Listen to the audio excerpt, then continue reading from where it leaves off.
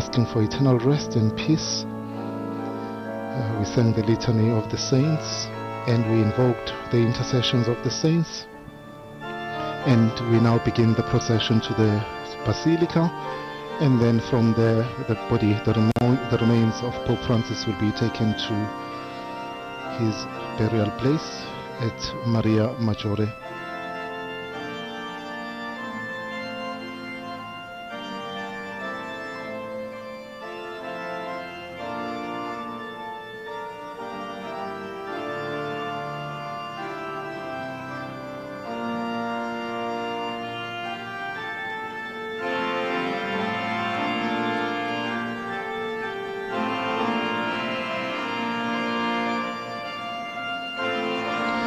And of course the prayer which was repeated a number of times during the celebration, we pray for eternal rest, and we pray that may the perpetual light shine upon him. And this encapsulates our deepest hope for the deceased Pope Francis, and we ask God to grant him eternal peace and to let his light guide him into his presence. As you see the pallbearers ready to process out of the square into the basilica, and we join the choir as they sing the Magnificat Anima Mea Dominum. My soul glorifies the Lord. Words from Luke chapter 1.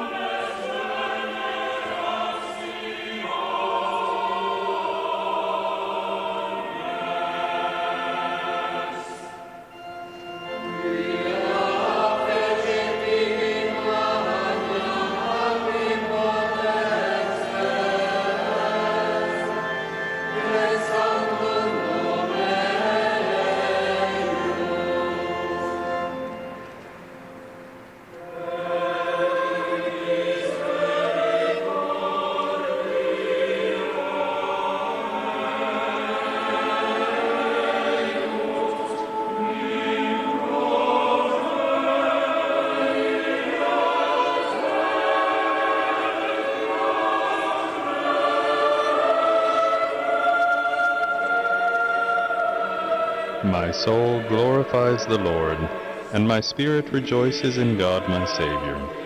For he has looked on the humble estate of his servant. For behold, from now on all generations will call me blessed. For he who is mighty has done great things for me, and holy is his name.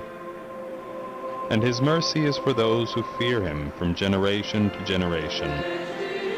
He has shown strength with his arm. He has scattered the proud in the thoughts of their hearts. He has brought down the mighty from their thrones, and exalted those of humble estate. He has filled the hungry with good things, and the rich he has sent away empty. He has helped his servant Israel in remembrance of his mercy, as he spoke to our fathers, to Abraham and his offspring forever.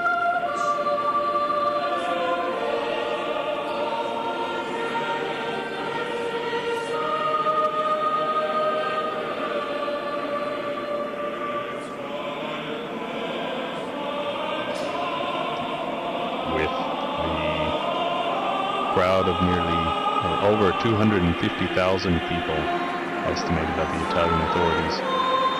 We hear applause erupt as the coffin of Pope Francis enters St. Peter's Basilica for the last time.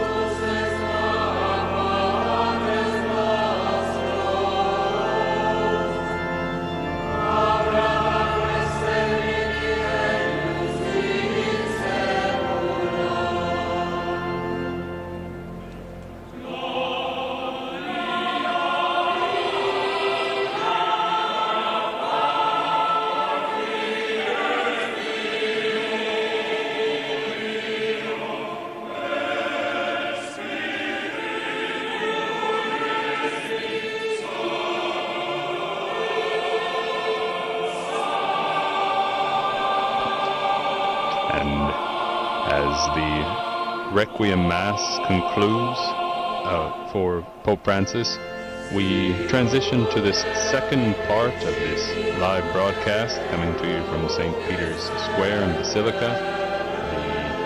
The coffin of Pope Francis will now be transferred to St. Mary Major's Basilica.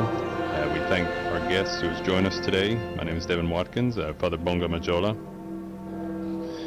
And it's been a great joy of being with you today, and thank you for having prayed with us. And we will continue then our prayer. Thank you.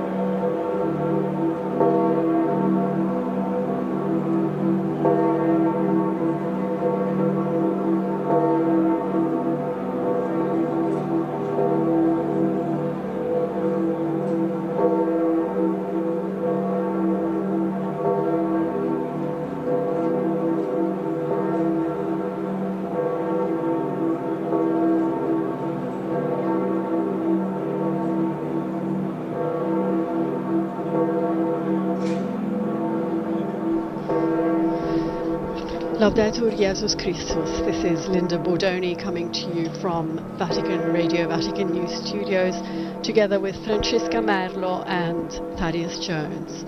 We are here for the second part of this solemn day, solemn moment, following the funeral Mass for Pope Francis in St. Peter's Square. We will be accompanying you through our city, through the Eternal City, as Pope Francis's body is carried through the beloved streets of Rome to his final resting place, which is the papal basilica of St. Mary Major, chosen by himself to be interred in the earth. A simple pastor in a simple tomb with the simple inscription Franciscus. So we are here waiting to see the images of Pope Francis's coffin, which will be carried on an open-aired hearse. We still have to see it, as the people of Rome are lining the streets to catch a last glimpse and to be able to pay their last respects to their much beloved bishop.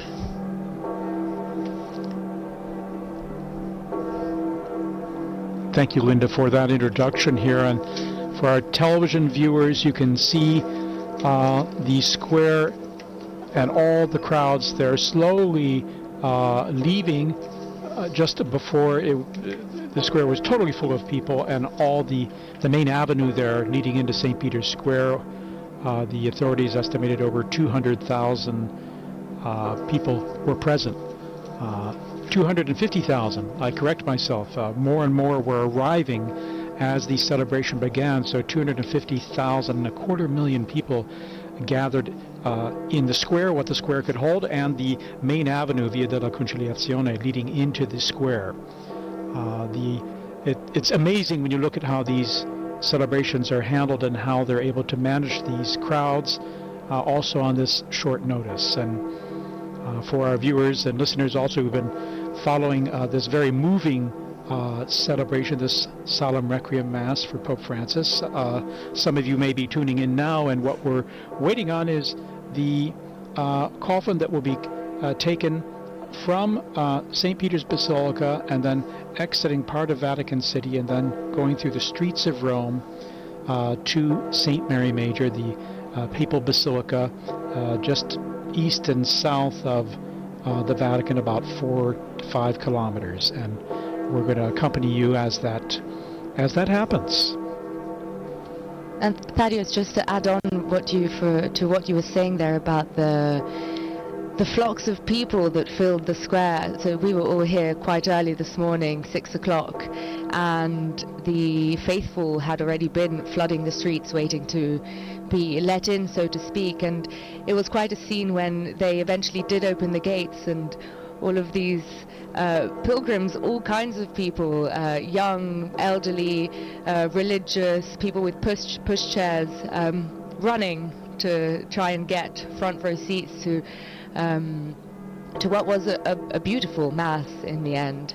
And it's a beautiful day in Rome as well, as Linda said. The square was gorgeous, and I can only imagine that the procession through Rome, Pope Francis' last trip from St. Peter's Basilica to St. Mary Major, on such a beautiful day, he couldn't have been sent off in a nicer way, I'd say. Yes, I agree. The itinerary chosen is the straightest itinerary between St. Peter's Basilica and St. Mary Major, but it crosses some of Rome's, well, I mean, Rome's all beautiful, but some of the most famous landmarks. So it will be going down Corso Vittorio Emanuele. It will cross the river first and foremost. It will arrive in Piazza Venezia, where the altar of the fallen soldier is. And that also is the beginning of the incredible Via dei Fori Imperiali, where the Roman Forum is. So he will be carried in procession, we call it a funeral procession, through the tombs and through the city of ancient Rome, with the statues of Julius Caesar and the temples, and before the Colosseum. He's going to pass in front of the Colosseum, and then he's going to turn onto Via Labicana and walk up Via Merulana. It's quite a steep uphill, with St. John Lateran behind him, finally to arrive at St. Mary Major, which hosts, as we all know, the famous icon Salus Populi Romani, the patron saint of Romans, and the Virgin who Pope Francis himself was so beloved. It was his beloved icon. So not only is he moving to rest by his beloved icon, as you described it, but the way in which he's reaching it, he's passing almost through the 3 papal basilicas. It's quite a homage, I'd say. No, you're right. There are 4 papal basilicas. The other one is St. Paul's outside the walls, which is off the route. But yes, you're right. St. Peter's, very close to St. John Lateran, which is the Bishop of Rome's basilica, and finally St. Mary Major. And of course, St. John Lateran there, the Cathedral of Rome. It's actually the Cathedral Basilica of the Diocese of Rome as well, and all in that area. The images we're seeing here now, many of the diplomatic corps and world leaders would have exited through that area there, or are going to leave from this area, which is Piazza Santa Marta, just behind the Basilica there. So we're seeing some of that live as they exit the basilica. And throughout this morning, we've had stunning photography. I think it's definitely a novelty of having some of the drone photography we've seen, just these stunning images of this very moving and powerful celebration, this wonderful tribute, as well as the basilica itself, the square itself, the images, the particular poignant moments during this, the liturgy, the Requiem Mass, have been captured with this stunning photography. And then our television viewers can see as well, this weather is absolutely perfect. It couldn't be a better day, very comfortable temperatures, strong sunshine, and just very light winds. And it's always powerful seeing the coffin in the square and then the pages of the gospel there kind of patiently changing in the wind there. Those are very strong or powerful symbolic moments there that we all lived, as well as the tribute from the Eastern churches at the end of the funeral when they paid their tribute to Pope Francis in the languages and chants of their own traditions, part of the hugely diverse Catholic and Eastern traditions and Christian traditions around the world represented there in this way. We can see here. We saw Jews, we saw Sikhs, we saw Sheiks, we saw indeed interreligious representation. The Indian indigenous Littlefoot, I think his name Little is. Chief, I think. From Canada? Yes. From Canada.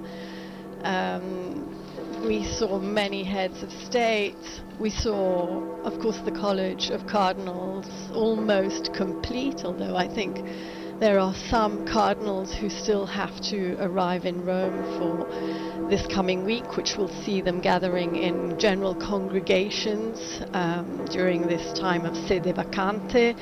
They will be discussing the days to come, the date of the conclave, and of course they will be administering to the Holy See as the sede vacante tells us. It is a vacancy and they are governing the Vatican at this time. Yes, as you mentioned, Linda, too, the interreligious representation was particularly was amazing in terms of the numbers and the various representatives and paying tribute to Pope Francis, who was wonderful in uniting, in building bridges of friendship. The term also used often fraternity, as with his encyclical Fratelli Tutti, building bridges across religious and cultural expanses to share in our common humanity, our shared values, and they will remember that in a special way, and for that reason were present for this send-off of Pope Francis. Even with this funeral mass and with his request to be buried at St. Mary Major, that is what he's doing. He's being close to the people, and you know, it is not a coincidence that he's been dubbed the Pope of the peripheries. And for those of you who are following, you can see that the Pope's coffin is now departing Casa Santa Marta, his home for the last 12 years, and leaving the Vatican, and the procession to St. Mary Major is beginning. Yes, it's almost like a Pope-mobile, open, white. It's actually a hearse, I think we can call it correctly, a hearse. There is no procession behind it. We've been told that the indications are that it will drive at about 10 kilometers per hour, so it should take about half an hour to reach St. Mary Major. Perhaps for security reasons, people have been asked not to walk behind it, but they will definitely be lining the streets. And we've seen some of the images of the entirety of the route that you described earlier. Thousands and thousands of people have taken to the streets to say goodbye for the last time, and of course everyone will be able to visit St. Mary Major and visit Pope Francis's tomb, but this really is, you know, his the day that we are dedicating to him to say goodbye. And Rome, and not only Rome, the faithful have really come out for that. Very symbolically also, we know that a group of mostly poor people who are assisted by charities will be at St. Mary Major to welcome him to his final resting place. The Pope of the peripheries, the Pope of the people, is very aptly receiving his last embrace from those whom he loved the most, the smallest, the weakest, the last in society. We see the whole entourage there from high above. Now they've just exited Vatican City. They're on the avenue here that leads to a tunnel that then crosses over the Tiber River and will take them into the historic center. People lining the streets there, and we've had plenty of reports of people lining the streets across the city since this morning. So while many were crowded into St. Peter's Square, which had at least around 50,000 until they had to kind of close it off due to the numbers, and then so many hundreds of 150,000 others in the avenues surrounding the area. We have many people as well, in addition, lining the streets or the sidewalks to pay their final respects to Pope Francis and the entourage here, moving at a pace that gives people time to take in the moment as it happens. And these aerial images that were being shown are they're really quite impressive. They're beautiful. You can see the car carrying the Pope, and then above what I believe to be the Vatican Gardens, the Pope's Gardens, this beautiful green area which I'm sure he must have wandered through so often.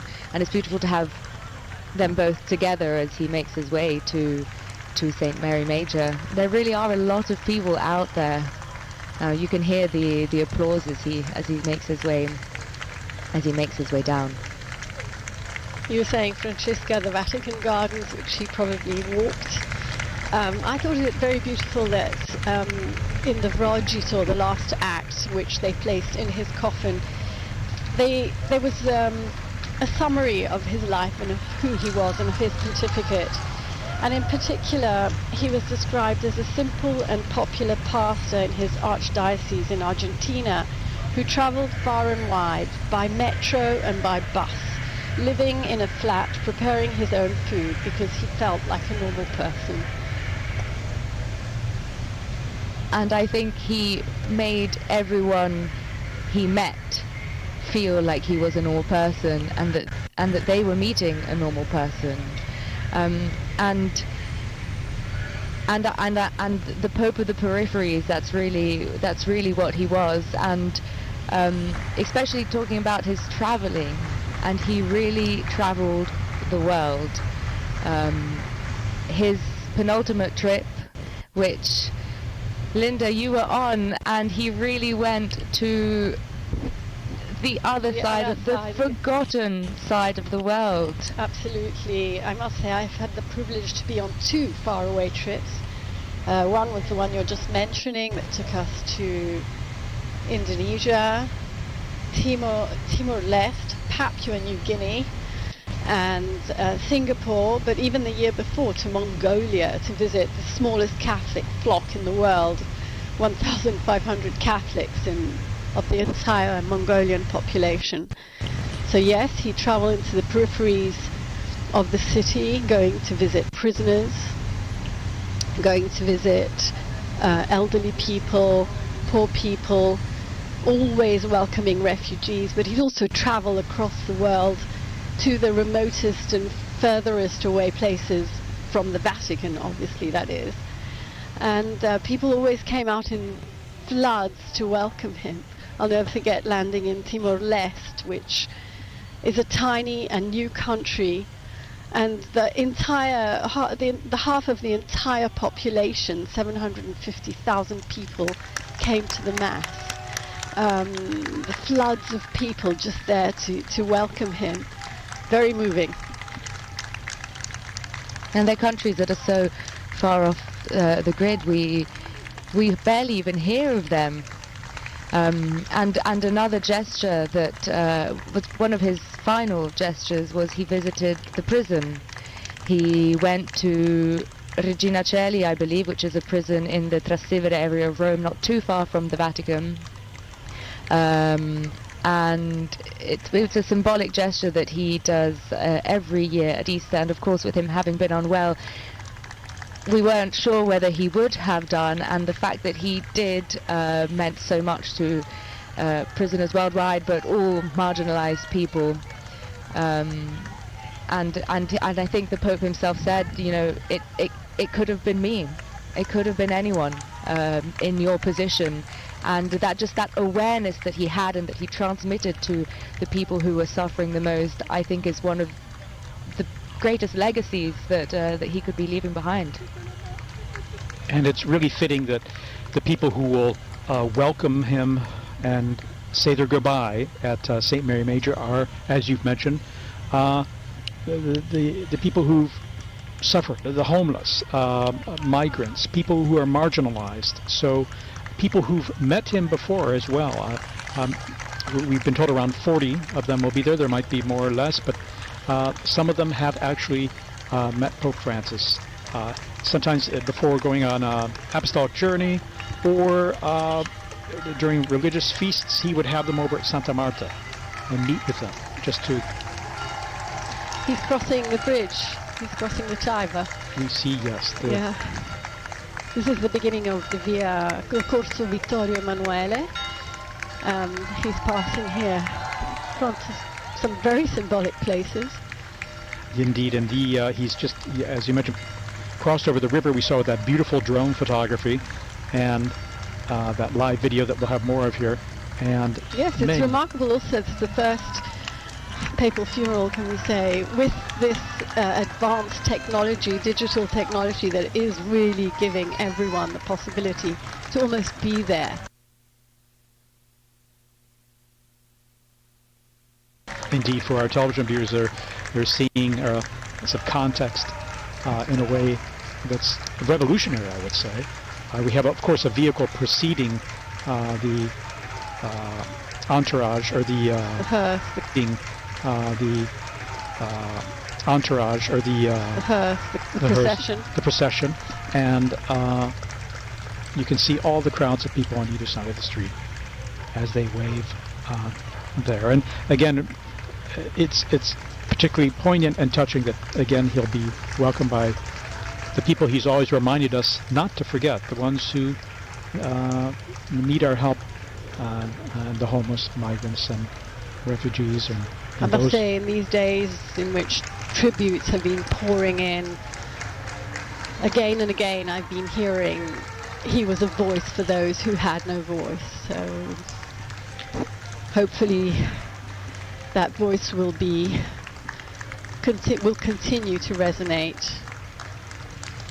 Well, right until the very end, his final appearance on Easter Sunday, he dedicated his words, his Urbi et Orbi blessing, which someone else read for him, but he dedicated it to the people suffering war, and he has always been a voice for the people in countries where everything is being destroyed by arms. Pope Francis has been #1 advocate for disarmament. He's been the #1 advocate for solutions to be reached, for diplomatic talks to take place. He has reiterated every time he made an appeal that war is a defeat. It's become Francesca, a slogan. you have read so often for him at the general audience, which is always an occasion for him to reiterate this appeal. And Francesca, you wrote that lovely farewell that we published on the web about the Pope of Peace, which particularly, I think, resonated with you. I have to say that one of the things I learnt reading at Pope Francis's audience is that his style of being closer to the people resonated in every aspect of his pontificate. So it was very clear when he said the words, And then in other smaller actions, it was clear to the people involved. And this is the case for the general audiences, because you may remember up until a few years ago, the readers at the general audiences were all Monsignori, religious consecrated men who work within the Vatican walls. And Pope Francis changed that, and the readers became people like me. I'm a woman, I'm not a religious, not a consecrated woman, and all of a sudden that audience and that stage, which before saw only men, only consecrated men, saw people from all over the world, all different ages, all kinds of different accents, and it really represents the people in the square to whom you are transmitting the Pope's message. And I can only imagine that being one of the faithful in St. Peter's Square, which I have been on numerous occasions, even for audiences when other people are reading, it really builds that bridge. And that's just a very small gesture that people may not perhaps have even noticed, but be involved and to be asked to participate in something like that. I mean, it's been a real honor reading for him at audiences. And you're right, it may be a small gesture, but it is symbolic of opening a window that he's been doing more and more in his pontificate to include people in the church. You know, he's been trying to open to women. He's been so strong in reaching out to other religions, to other ecumenical denominations. I'd say perhaps this way of inclusion culminated in his call for the Synod on synodality, which is a process that is destined and that he has wanted to continue, which is asking the Church to include everyone, to listen to everyone. And Linda, we just passed through Largo Argentina, which is literally right in the center of the Eternal City of Rome, of historic Rome, as he continues on, heading close now, coming up on Piazza Venezia. And all the crowds, incredible, lining both sides of the street. Again, they preferred that people not follow behind the vehicles for safety reasons, above all, apart from security. But they're also going pretty fast. Yeah, they're moving a little faster, but people are getting a good view of all. And just wanted to mention, you were mentioning the Pope appeals for peace. That drew a lot of applause during the Mass, the Requiem Mass, when Cardinal Ray spoke about that, saying how much the Pope has appealed for peace, worked for peace, appealed to the consciences of all people to do their utmost to bring peace in our world. And that brought rounds of applause from the crowds in the square. And I think it was also mentioned in the Ruggito that you mentioned earlier, Linda, the document that was written and sealed within the Pope's coffin. It was mentioned some of the countries that he has dedicated so much attention and care to, and I can't remember them all, but I know that one of them was Ukraine, another one was Palestine, Myanmar was mentioned, and it's true, these are all countries that when you think of Pope Francis and peace, you associate these countries to that. And no, I'm saying we were talking about losing a voice for the forgotten. He was the only world leader who would never forget to mention ongoing conflicts that are completely out of the mainstream media. Myanmar, as you just mentioned, Sudan, the difficulties in South Sudan, Haiti, yes, and countless. The list is really. Unfortunately, there are so many that we don't talk about as much as we should. Here we are in Piazza Venezia. This is the altar to the fallen soldier. And there are people all going all the way up the steps. Big crowds there, big crowds. The larger area open there. And now we're going to start going down what is personally one of my favorite places in Rome. It's the road that runs through the Roman Forum with Imperial Rome on both sides. There we've seen a lot of construction. They're extending the subway line, hence all the construction equipment there. But can I say Rome is becoming more and more beautiful as works are ongoing to bring out its best, and there's so much. It's layers and layers of history. I was thinking of how much Pope Francis loved being among the crowds, and in a special way he's here with everyone turning out, and his spirit is present here in a way in greeting and blessing the crowds, I'm sure. It's so lovely also that he wants to be, that he obviously feels Roman. He's Argentine, but he's Roman. He's the Bishop of Rome. He's said it so many times, and his devotion to the Salus Populi Romani is so significant as well. Even his parish visits that he would make on occasion, he would go to the most remote parishes, the ones really on the outskirts of the city. The idea being to reach out to those who may have the least chance of seeing him or expecting to see him. That was his style. And he'd go without a prepared text to engage in real conversation. I was speaking just yesterday or the day before yesterday to the international director of JRS, the Jesuit Refugee Service, and he was saying he'd pop into the Jesuit house in Rome and sit down and chat with them, and even about, like events that were coming up that had to be scheduled or had to be prepared. But he said he'd invariably come open to dialogue, open to listening to what others had to say. In fact, Brother Michael Schiff said he wanted to hear what other people had to say. Seeing these stunning images as he heads towards the Colosseum. He's just gone through the Roman Forum there, and the crowds are thick on either side there. We're going to have some nice images of the Rome's ancient Colosseum coming up, where he wrote, shortly before he died, the meditations for the Way of the Cross. The Way of the Cross on Good Friday, the Stations of the Cross are takes place there at the Colosseum in a very symbolic and suggestive way, in remembering Good Friday and those who've suffered and died. He actually wrote the meditations himself this year. Very often they are written by groups of people, like symbolically, like by widows or war veterans or refugees. This year he wrote them, and he dedicated this year's meditations to the need for just economy, for the need to bring global justice to every person, every human being in the world, as we are called to recognize the inherent dignity of all.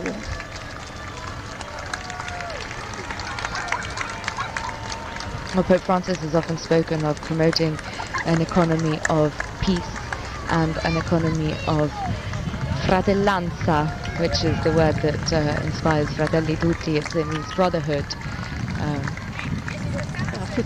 Fraternity. Sorry, I couldn't think of the word. An economy of fraternity, and it is bringing together a lot of the things that we've spoken about. It's bringing together the poor and the marginalized and the people suffering on the other side of the world, in our case, us being here in the Vatican, who are suffering war, and often they're countries who are suffering economically, and it's calling to action and to responsibility the countries that can help. Exactly. Denouncing the great divide that there is between the rich and the poor. How often has he said that all the food that gets thrown away by affluent societies would be more than enough to feed the millions and millions of hungry people in the world?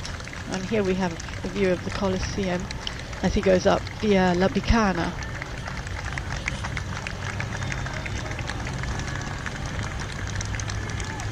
Now he proceeds on via La Bicana here, and we're getting closer to St. Mary Major.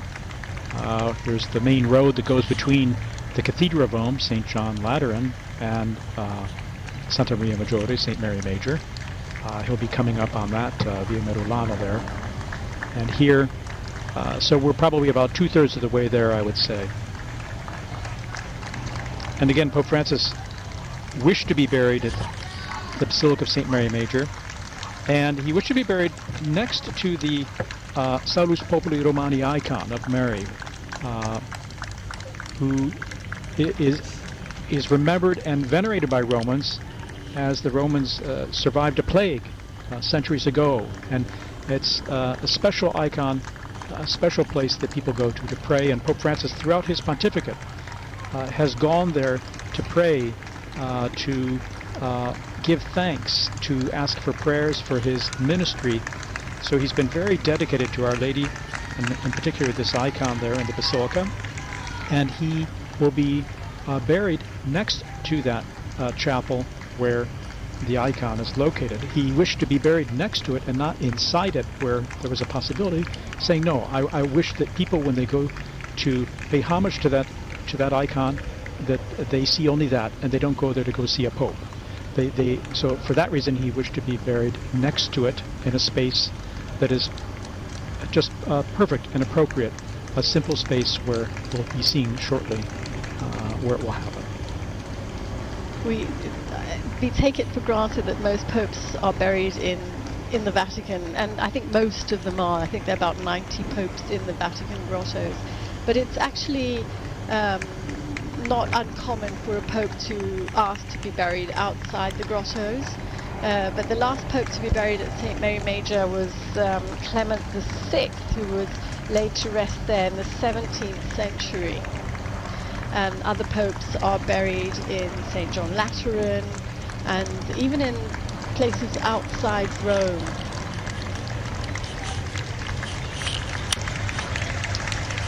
In fact, Pope Francis has visited the Salus Populi Romani icon 126 times over the 12 years of his papacy. He entrusted every journey to her, every single apostolic journey he went on. And I also remember a very poignant moment of his pontificate, which was during the COVID-19 pandemic. Well, two particularly strong moments from that pandemic, but one of them relating to the icon of Mary Salus Populi Romani. He visited the basilica, and then he actually made a pilgrimage by foot to the church of San Marcello, which, if I'm not mistaken, there's a crucifix there which survived a fire in the 15th century. And that was a particularly poignant moment because there was this empty Rome, and Pope Francis was walking down Via del Corso, which, for those of you who don't know, Rome is the biggest, most important street, I'd say, of Rome, which leads from Piazza Venezia, which the Pope's funeral procession has just passed through now, up to Piazza del Popolo. And just these images of Pope Francis walking down this empty street, and obviously to bring his closeness once again to the people suffering all across the world. And there was another moment like that, which was the Statio Orbi, which I'm sure you both remember. We do, we remember. I think you were in the square that night. I was in the square. Very few people. Yes, because the radio where we work, it has to be open every day to, and I was actually working that day, and I remember when the building was closing at the end of the day, it must have been about 5 o'clock. Pope Francis was just about to go out in the square, and Rome was empty in that case as well, and I made my way up Via della Conciliazione to the square, and I just remember it was raining. He had that crucifix of San Marcello with him in the square. Yes, he did. Yeah. It all comes together. It seems like such a long time ago. It really does. And our television viewers here can see we're back in the sunshine there. We were just on the Via Merulana. We went through, it's a tree-lined avenue, very pretty. And again, crowds on either side. And as the street and sidewalk area opens up, more and more people are packed in there too. Now I know they're going to close the images once he arrives in front of St. Mary Major. He will be carried into the basilica, but it's going to be a private ceremony there. So we're actually seeing the basilica right now. He's almost He there. is very He's close, almost yeah. Oh, here he comes here. now. Here he is. The images are being shown from the basilica.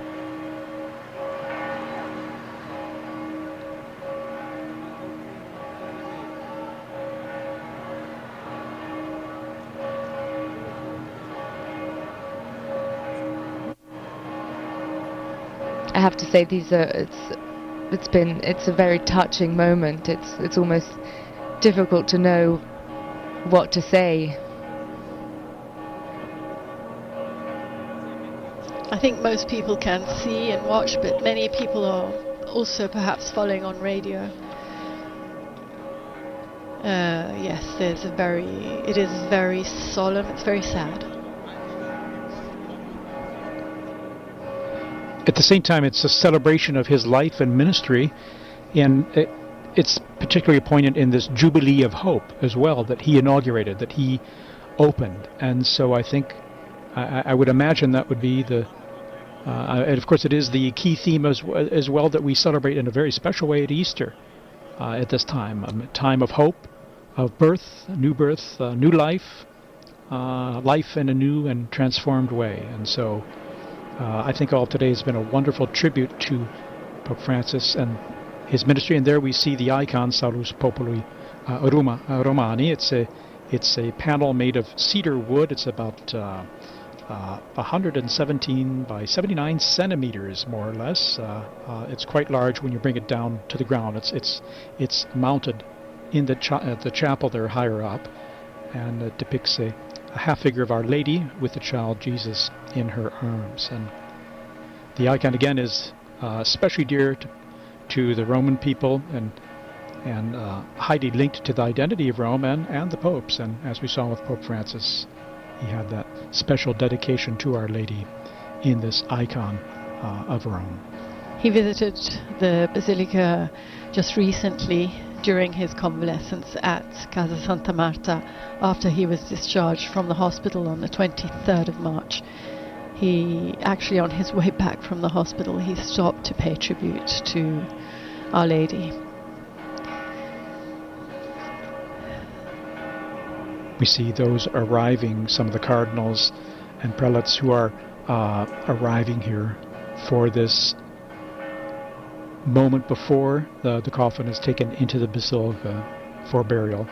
This moment of that will take place here outside in front of the basilica. The Cardinal Camerlengo, Kevin Farrell, will again preside inside the basilica at the final rite of interment, together obviously with other cardinals and prelates. The coffin has been set on a stand. I don't want to call it a catafalque because Pope Francis specifically asked that the whole rite be simplified, no catafalque. So it's on a stand, about to be carried inside this beautiful, beautiful basilica. And if I'm not mistaken, just before his interment, the coffin will be placed for a few moments with the Pope facing the icon of Mary Salus Populi Romani, so that he can say his final goodbye to the Mary to whom he has entrusted himself and the world to so many times.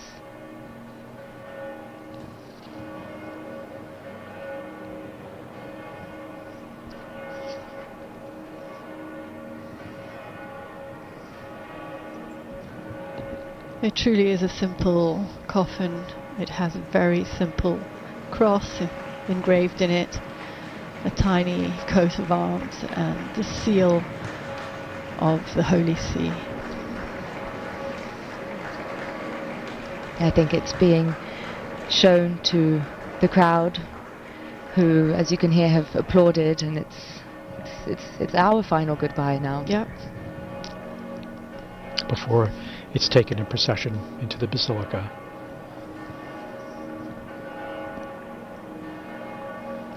We hear the bells tolling.